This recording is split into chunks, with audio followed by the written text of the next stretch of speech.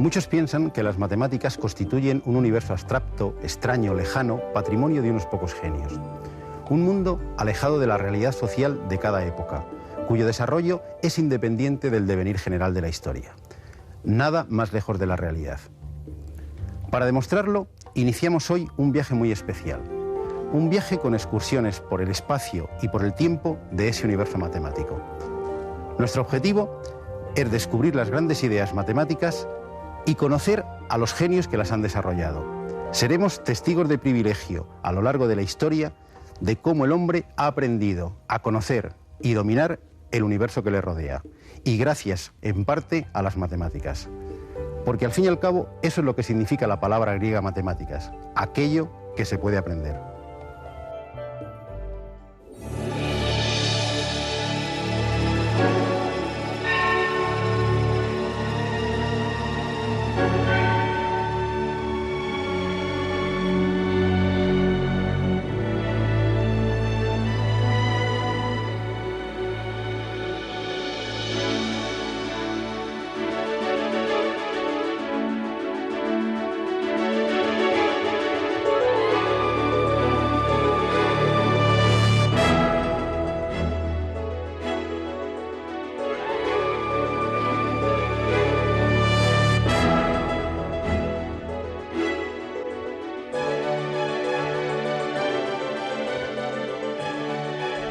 ¿Dónde empezaremos este viaje? Pues ningún sitio mejor que la Luna. Sí, nuestro satélite. En ningún sitio sobre la superficie terrestre podemos encontrar tantos matemáticos juntos como en los cráteres de la Luna. Pitágoras, Euclides, Ptolomeo, Arquímedes, Apolonio, Bernoulli, Newton, Descartes, Leibniz, Euler, Gauss, Laplace y tantos otros matemáticos. Todos ellos, de una forma tan poética como simbólica, están presentes en la Luna. En efecto, más de 300 cráteres lunares llevan el nombre de un matemático famoso. Es, sin duda, un merecido homenaje de la humanidad al universo matemático.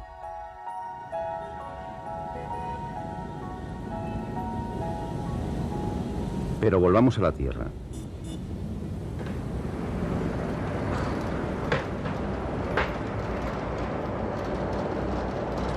¿Me puede decir el nombre de algún matemático famoso de cualquier época histórica? ¿Un matemático famoso? Pitágoras. Yo, Pitágoras. Teorema de Pitágoras. Pitágoras. Pitágoras. Sí, Einstein. Pitágoras. Pitágoras. Leibniz, Newton, Pitágoras. La opinión de los encuestados parece unánime. Si hiciéramos una especie de lista de los 40 principales entre los matemáticos, seguramente Pitágoras y su teorema ocuparían los primeros lugares del ranking de popularidad. El cuadrado de la hipotenusa es igual a la suma del cuadrado de los catetos. Una de las frases más repetidas a lo largo de la historia en todas las lenguas. El cuadrado de la hipotenusa de un triángulo rectángulo es igual a la suma de los cuadrados de los catetos. Y lo más curioso, ironías de la historia, Pitágoras es tan popular por un teorema ya conocido mucho antes de que él naciera. Sí, no se escandalicen. El teorema de Pitágoras realmente no es de Pitágoras, e incluso existen serias dudas de que él lo demostrara. De lo que no cabe duda es que este teorema es el que cuenta con mayor número de demostraciones distintas. Scott Loomis reunió y publicó a principios de este siglo 367 demostraciones diferentes del famoso teorema. Una de ellas de un presidente de los Estados Unidos, James A. Garfield, en 1876. Aunque seguramente la más antigua sea la de los chinos, descubierta hacia el año 1000 a.C. Lo que no deja lugar a dudas es que constituye una de las demostraciones más naturales y elegantes. Recordemos que el área de un rectángulo es base por altura. El área de un triángulo, que es la mitad de un rectángulo, será por tanto base por altura partido por 2. La idea es construir, a partir de un triángulo rectángulo, un cuadrado de lados b más c.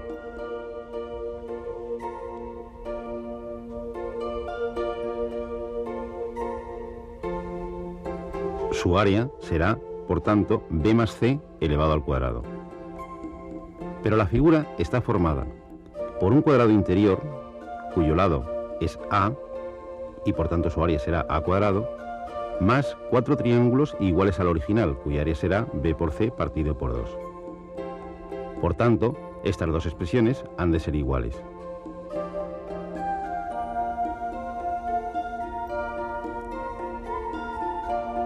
Simplificando las expresiones, obtendremos que a cuadrado más 2bc ha de ser igual a b cuadrado más c cuadrado más 2bc, y simplificando, a cuadrado igual a b cuadrado más c cuadrado.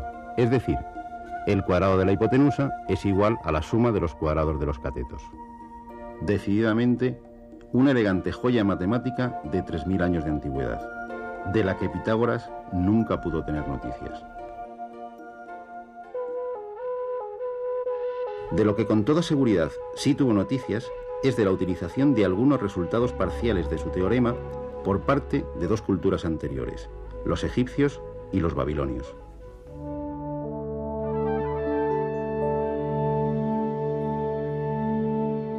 Aunque la vida y obra de Pitágoras estén envueltas en una nebulosa de leyenda, lo que parece claro es que nuestro personaje nació hacia el 580 a.C., en una de las islas griegas de Asia Menor, en Samos.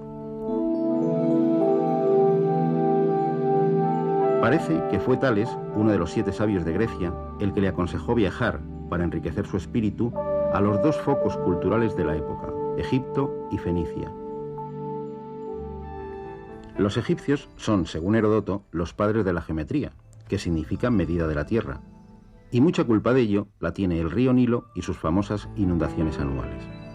Muchos de los campos próximos al Nilo quedaban parcialmente inundados, y los recaudadores de impuestos tenían que calcular la parte inundada para establecer la cuantía del impuesto. Tanto para marcar los campos como para medir la tierra, estos técnicos utilizaban un sencillo artilugio que les permitía trazar ángulos rectos y que tiene mucho que ver con nuestro teorema.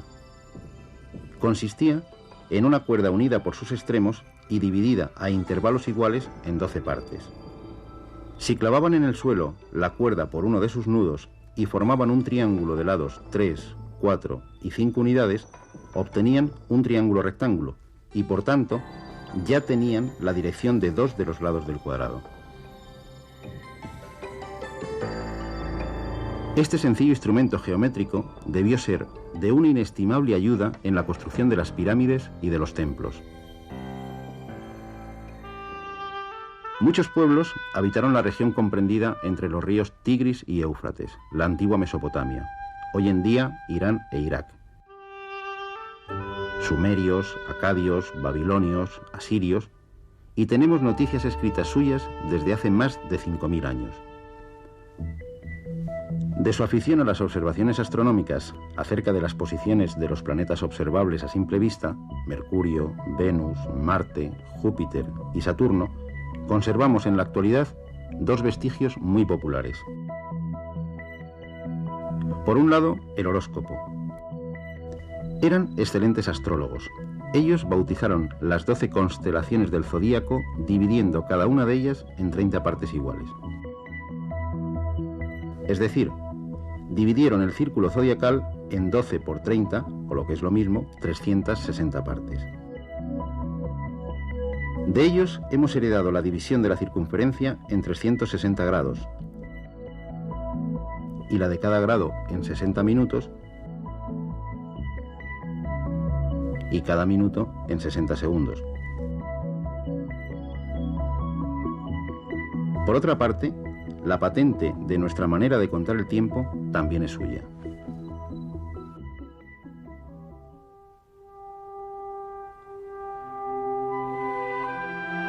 Los babilonios escribían sobre tablillas de arcilla con punzones. En algunas de las tablillas de escritura cuneiforme se han encontrado numerosas referencias de carácter matemático.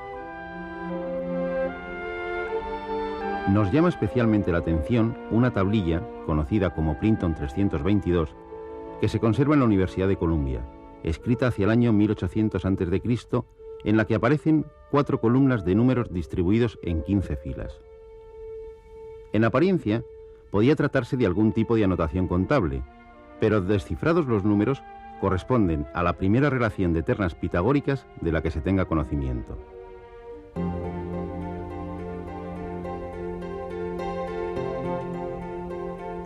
Una terna pitagórica es una colección de 3 números que cumplen el teorema de Pitágoras. Los babilonios podían obtener las medidas de los lados de un triángulo rectángulo a partir de 2 números enteros, P y Q, haciendo A igual a P cuadrado más Q cuadrado, B igual a 2PQ y C igual a P cuadrado menos Q cuadrado, siendo A, B y C las medidas de los lados del triángulo. En esta tablilla, entre otros muchos datos, podemos ver reflejados los valores de los lados A y C de varios triángulos rectángulos, en el sistema sexagesimal, por supuesto. El lado B estaría en una columna que ya no se conserva. Analicemos una fila. El lado C viene expresado mediante 1,59, que traducido a nuestro sistema decimal significaría 1 por 60 más 59, es decir, 119.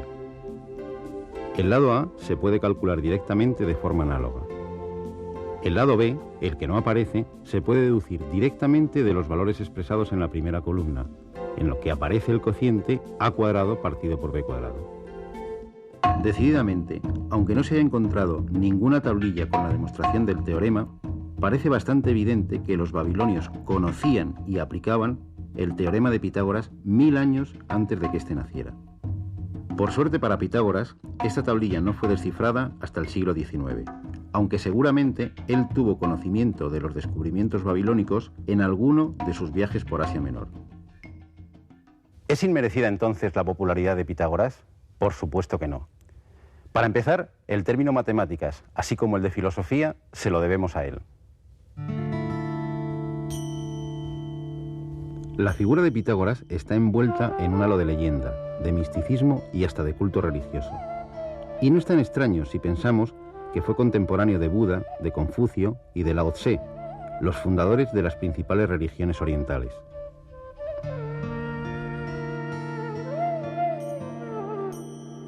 Parece que en sus viajes por Egipto y Babilonia, algunos dicen que pudo llegar hasta la India, Pitágoras se impregnó no solo de conocimientos matemáticos y astronómicos, sino también religiosos. Tras estos viajes, retorna al mundo griego y se instala en Crotona, una ciudad al sur de Italia, región conocida en la época como la Magna Grecia. Allí funda una sociedad secreta de carácter religioso, filosófico y matemático que pronto alcanza un éxito notable contando con más de 600 adeptos entre hombres y mujeres. El rigor y ascetismo eran las normas morales y de conducta que tenía la sociedad en la que todo se compartía, no solo los bienes materiales, sino también los descubrimientos matemáticos. Su símbolo era el pentagrama o polígono estrellado de 5 puntas. En esta orden se impartieron las primeras clases públicas de matemáticas. Los miembros se dividían en 2 categorías, los novicios, denominados auditores, porque no tenían derecho a hablar durante las disertaciones, y los matemáticos, que eran los que habían accedido a los más altos conocimientos.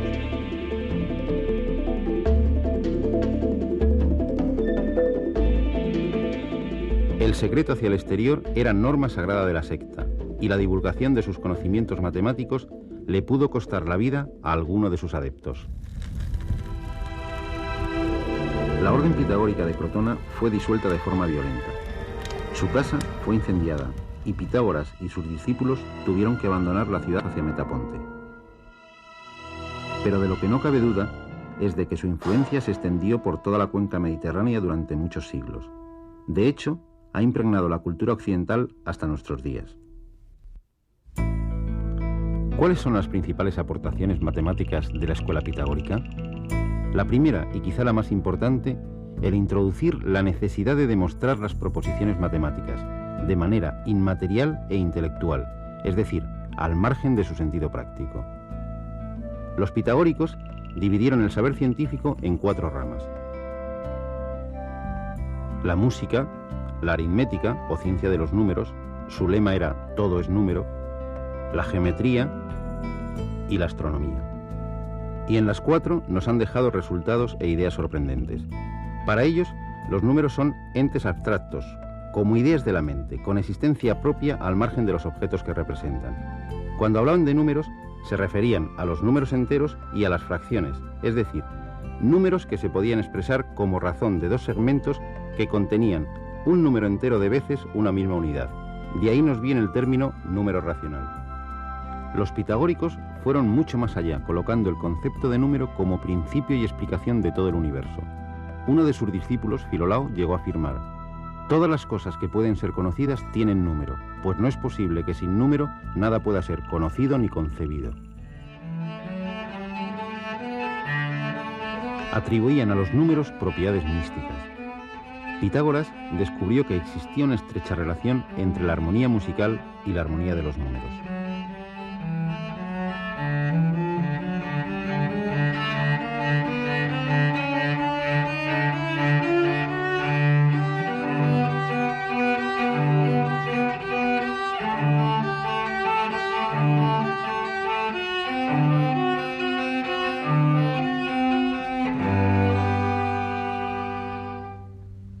Si pulsamos una cuerda tirante, obtenemos una nota.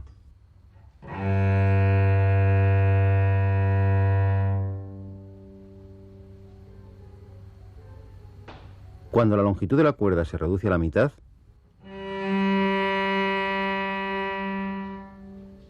obtenemos una octava.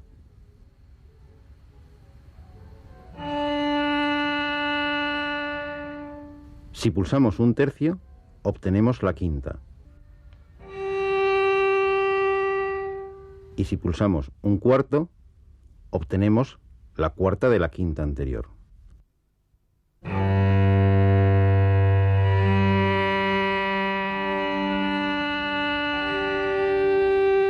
La armonía musical expresada mediante los números 1, 2, 3 y 4.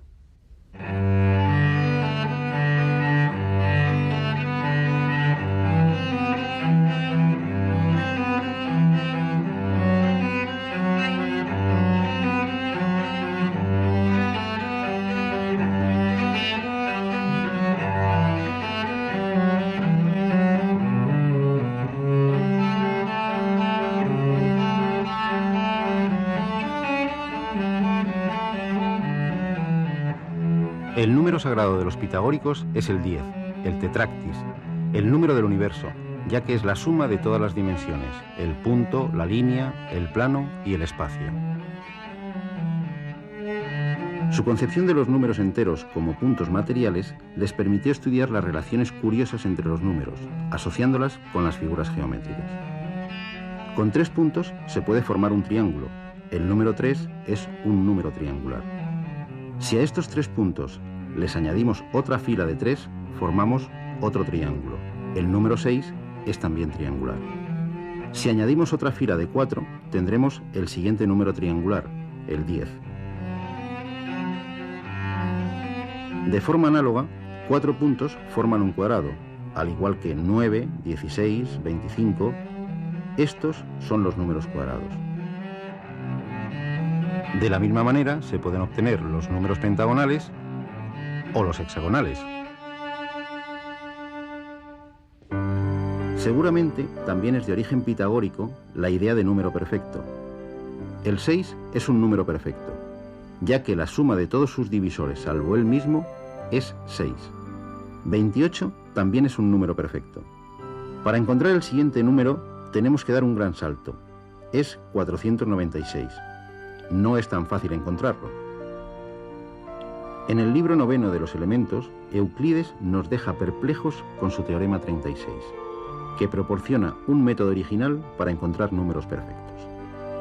Es este: si tantos números como se quiera, a partir de una unidad, se disponen en proporción duplicada hasta que su suma total resulte un número primo, el total multiplicado por el último número será un número perfecto. Pueden comprobar que 496 es un número de esta forma. Euclides nunca afirmó que estos fueran los únicos números perfectos, pero hasta hoy nadie ha podido encontrar un número perfecto que no sea de esta forma. En el terreno de la astronomía, los pitagóricos también dejaron su herencia a la humanidad. En este caso, una herencia que ha prevalecido como doctrina científica más de 2000 años, la teoría geocéntrica del universo. En efecto, los pitagóricos son los primeros que ofrecen un modelo cosmológico para explicar los fenómenos que vemos en el cielo. Situaron la Tierra como una esfera que ocupa el centro del universo, y girando alrededor de esta, la Luna, el Sol y los 5 planetas. La expresión música celestial quizá también sea un legado pitagórico, ya que colocaron a la Luna, al Sol y a los planetas en esferas cristalinas concéntricas con la Tierra, y cuyas distancias estaban en la proporción de la escala musical, de tal manera que cada astro viajaba por el espacio produciendo una nota característica.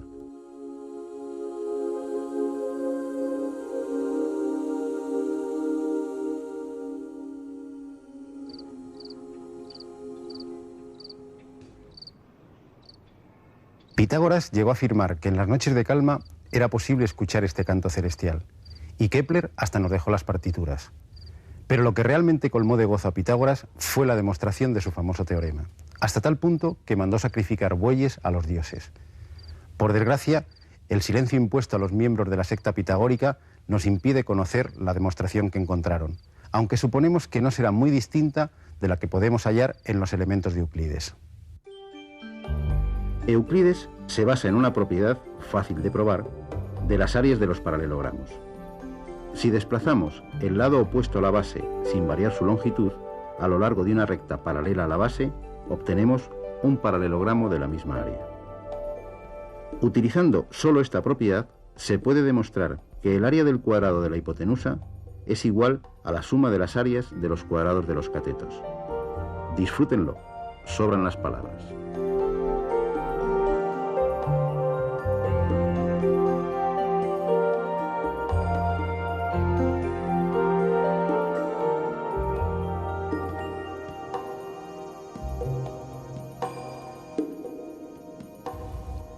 El teorema de Pitágoras abría la puerta a la existencia de números no conmensurables, es decir, de segmentos que no pueden expresarse como múltiplos enteros de una misma unidad.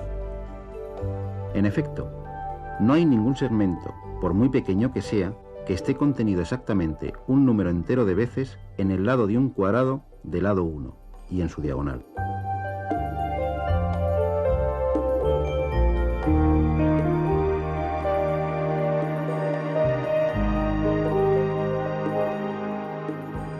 Hoy decimos que el número raíz de 2 es un número irracional, es decir, un número que no se puede expresar con los únicos números que admitían los pitagóricos, los enteros y las fracciones. La estrella pitagórica se obtiene uniendo los vértices no consecutivos de un pentágono regular. En ella aparecen 4 tipos de segmentos de longitudes diferentes: AB, BC, CD y CE. Para sorpresa de Pitágoras y de los matemáticos de todas las épocas, la razón entre AB y BC es uno de los números irracionales más famosos de la historia, el número áureo, phi igual a 1 más raíz de 5 partido por 2. Pero no termina aquí la ironía. La razón entre BC y CD también es el número de oro, y también la razón entre CD y CE. El propio símbolo de los pitagóricos es la demostración más hermosa de la existencia de otro tipo de números que ellos se negaban a aceptar.